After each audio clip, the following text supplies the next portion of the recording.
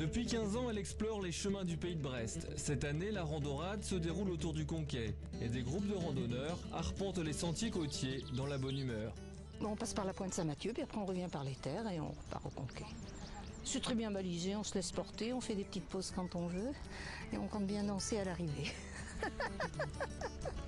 De 6 à 29 km, 5 circuits sont proposés selon les envies et les capacités de chacun.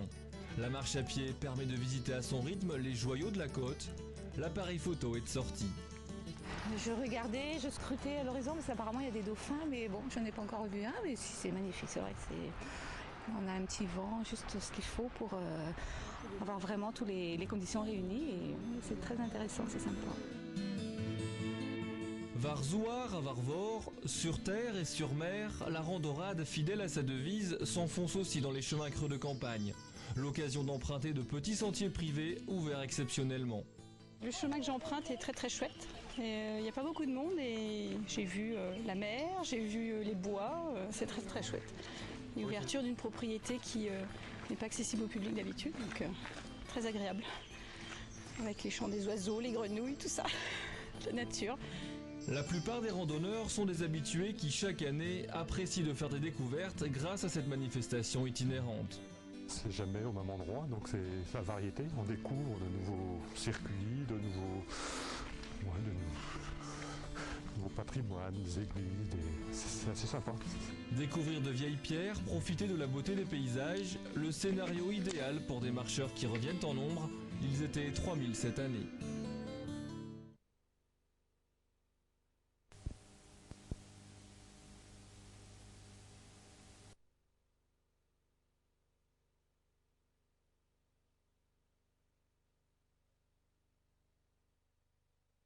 Quand on randonne sur les sentiers, on peut passer à côté d'un site historique et ne pas s'en douter.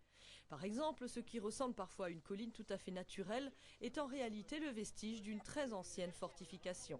Les mottes féodales, c'est des fortifications qui ont été construites, on va dire, entre 1000 et 1200.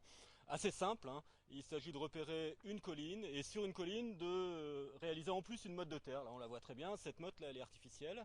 Et au sommet de la motte, on met une palissade de bois et la fortification, c'est ça. On continue. Dimanche, les 4000 personnes attendues à l'opérette pour la randorade ne pourront pas l'ignorer. Ces éléments figurent dans le topo guide qui sera remis à tous les marcheurs.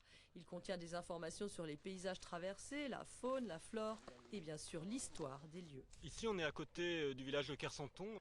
C'est un des villages où on a extrait la pierre de Kersanton justement depuis la fin du Moyen-Âge jusqu'au milieu du XXe siècle, jusqu'aux années 1930. On en voit des traces un petit peu partout de ces carrières. Tous les renfoncements de rochers et les avancées de mer, en fait, ce sont d'anciennes carrières.